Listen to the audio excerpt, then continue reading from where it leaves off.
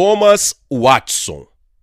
20 instruções para a sua vida espiritual crescer e frutificar. Em 24 de agosto de 1662, 2.000 ministros puritanos do Evangelho foram excluídos de seus púlpitos, tendo recebido a ordem de não mais pregarem em público.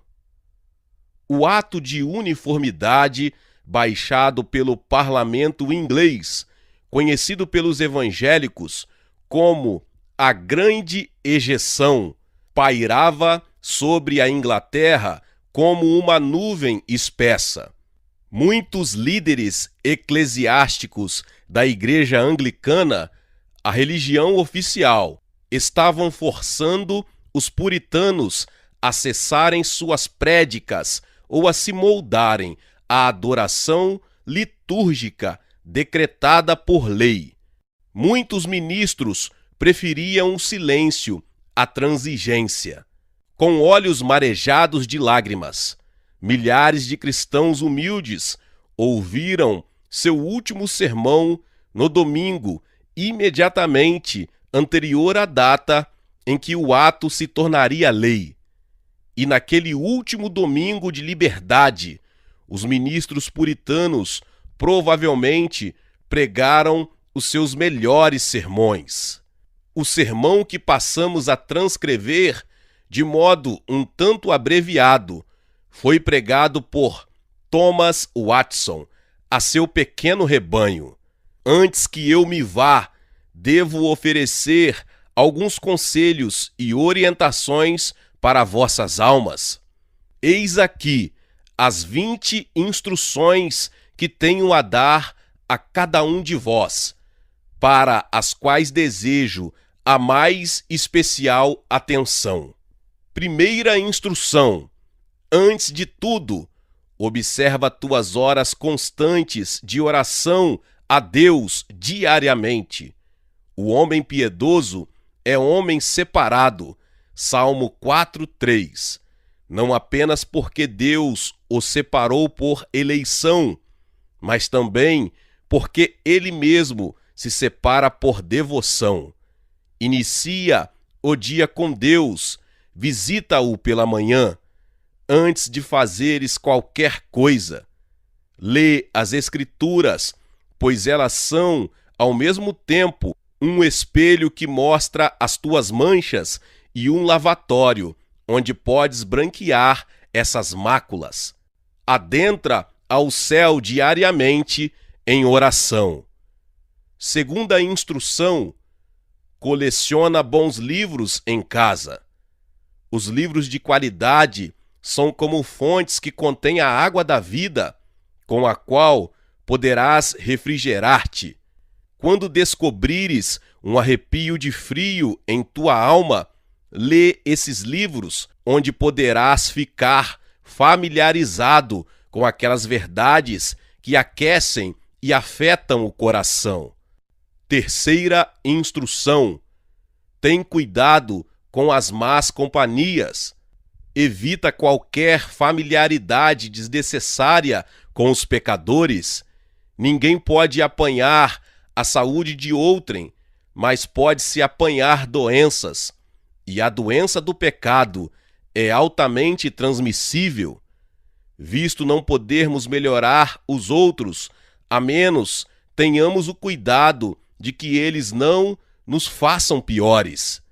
Está escrito acerca do povo de Israel que se mesclaram com as nações e lhes aprenderam as obras. Salmo 106:35. As más companhias são as redes de arrastão do diabo, com as quais arrasta milhões de pessoas para o inferno. Quantas famílias e quantas almas têm sido arruinadas pelas más companhias? Instrução número 4. Cuidado com o que ouves. Existem certas pessoas que, com seus modos sutis, aprendem a arte de misturar o erro com a verdade e de oferecer veneno em uma taça de ouro. Nosso Salvador, Jesus Cristo, aconselhou-nos: acautelai-vos dos falsos profetas, que se vos apresentam disfarçados em ovelhas, mas por dentro são lobos roubadores. Mateus 7,15.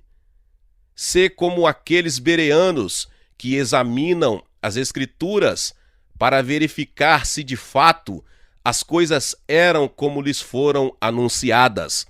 Atos 17,11.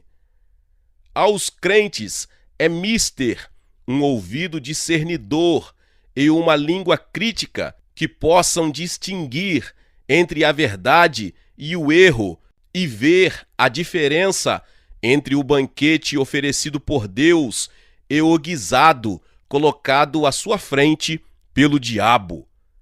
Instrução número 5. Segue a sinceridade. Sê o que parece ser. Não sejas como os remadores que olham para um lado e remam para outro. Não olhes para o céu com tua profissão de fé, para então remar em direção ao inferno com tuas práticas. Não finjas ter o amor de Deus, ao mesmo tempo que amas o pecado. A piedade fingida é uma dupla iniquidade. Que teu coração seja reto perante Deus. Quanto mais simples é o diamante, tanto mais precioso ele é. E quanto mais puro é o coração, mais é o valor que Deus dá à sua joia. O salmista disse sobre Deus: eis que te comprases na verdade no íntimo. Salmo 51, 6. Instrução 6. Nunca te esqueças da prática do autoexame. Estabelece um tribunal em tua própria alma. Tem receio tanto de uma santidade mascarada, quando de ires para um céu pintado. Julgaste bom porque outros assim pensam de ti? Permite que a palavra seja um imã com o qual provarás o teu coração. Deixe que a palavra seja um espelho, diante do qual poderás julgar a aparência de tua alma. Por falta de autocrítica, muitos vivem conhecidos pelos outros, mas morreram desconhecidos por si mesmos.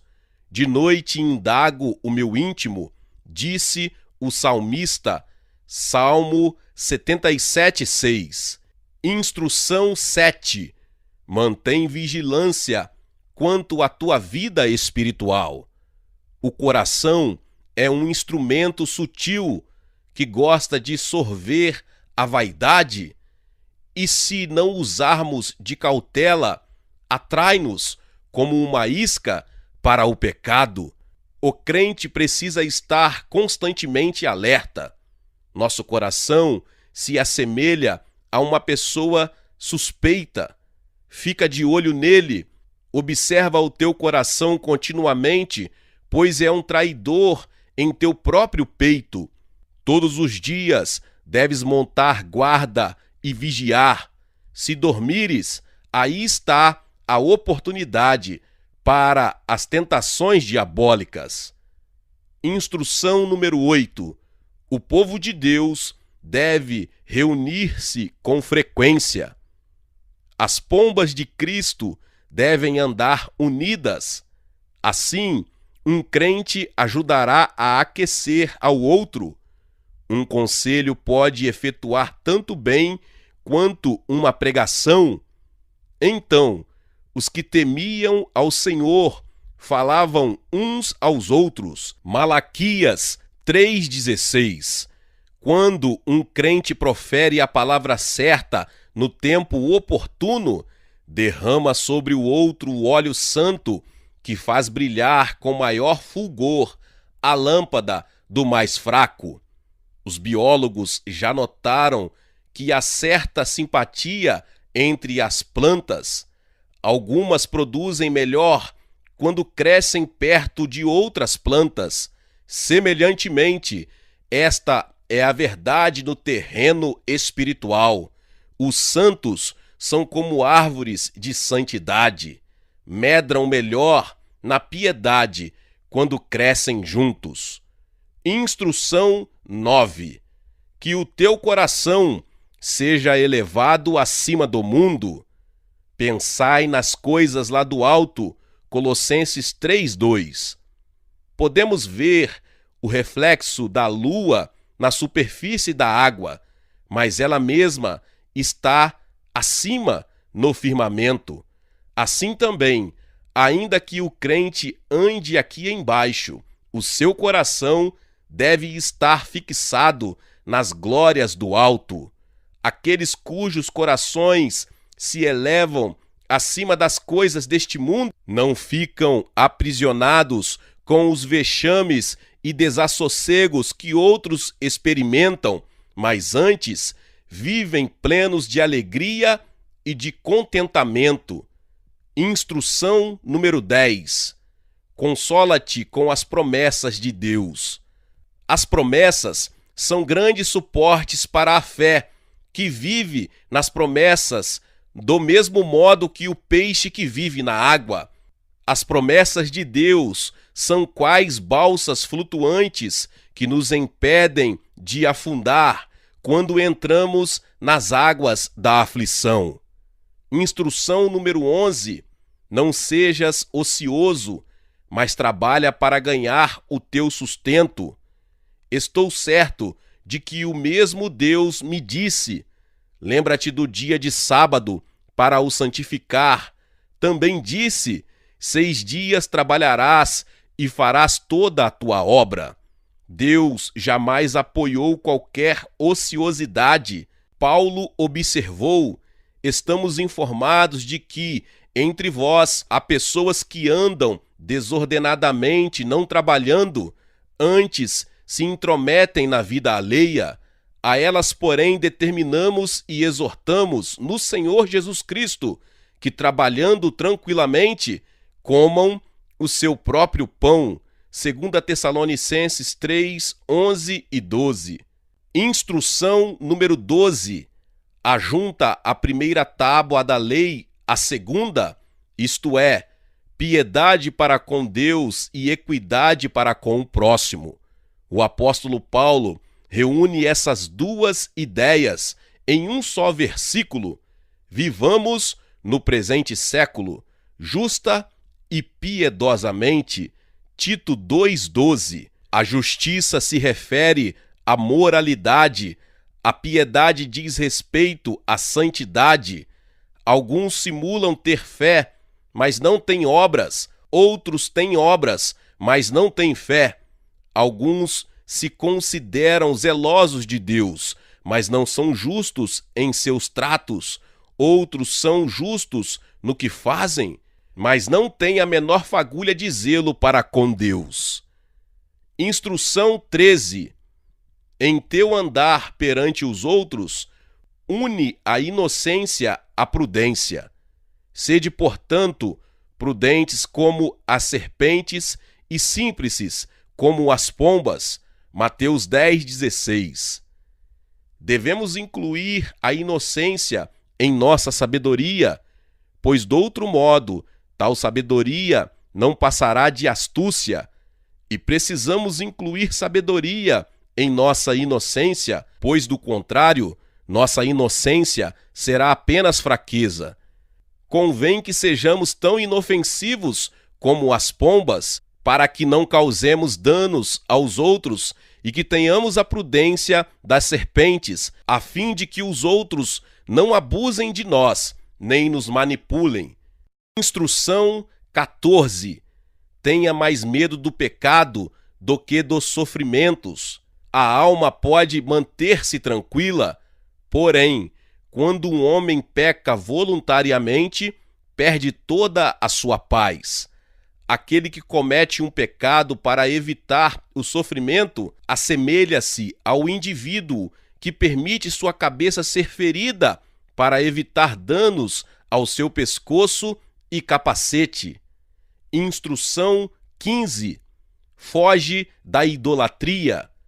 Filhinhos, Guardai-vos dos ídolos. 1 João 5:21. A idolatria consiste numa imagem de ciúme que provoca a Deus. Guarda-te dos ídolos e tem cuidado com as superstições. Instrução 16. Não desprezes a piedade por estar sendo ela perseguida. Homens ímpios vituperam maliciosamente o caminho de Deus. A santidade é uma qualidade bela e gloriosa.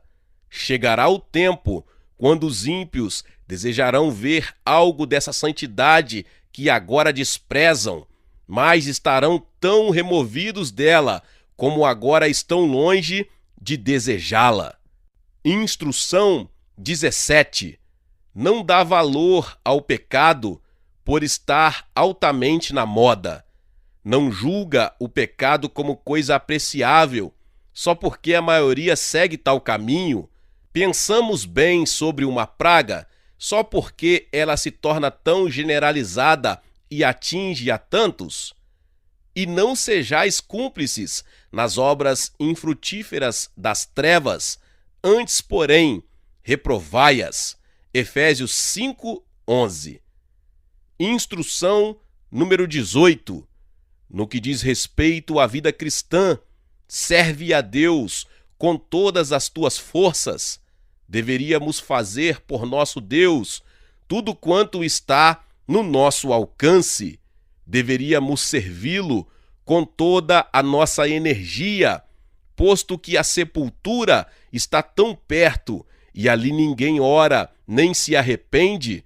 Nosso tempo é curto demais, pelo que também o nosso zelo de Deus deveria ser intenso. Sede fervorosos de espírito, servindo ao Senhor. Romanos 12:11. Instrução 19. Faze aos outros todo o bem que puderes, enquanto tiveres vida. Labuta por ser útil às almas de teus semelhantes e por suprir as necessidades alheias. Jesus Cristo foi uma bênção pública no mundo. Ele saiu a fazer o bem. Muitos vivem de modo tão infrutífero que, na verdade, suas vidas dificilmente são dignas de uma oração, como também seu falecimento quase não merece uma lágrima. Instrução 20. Medita todos os dias sobre a eternidade, pois talvez seja questão de poucos dias ou de poucas horas, haveremos de embarcar através do oceano da eternidade. A eternidade é uma condição de desgraça eterna ou de felicidade eterna. A cada dia passa algum tempo a refletir a respeito da eternidade. Os pensamentos profundos sobre a eterna condição da alma deveriam servir de meio capaz de promover a santidade. Em conclusão, não devemos superestimar os confortos deste mundo. As conveniências do mundo são muito agradáveis, mas também são passageiras e logo se dissipam. A ideia da eternidade deve ser o bastante para impedir-nos de ficar tristes em face das cruzes e sofrimentos neste mundo. A aflição pode ser prolongada, mas não eterna. Nossos sofrimentos neste mundo não podem ser comparados com nosso eterno peso de glória. Considerai o que vos tenho dito, e o Senhor vos dará entendimento acerca de tudo. Glória a Deus, aleluia! Que palavra poderosa! 20 instruções para sua vida espiritual crescer e frutificar para a glória e honra do Senhor.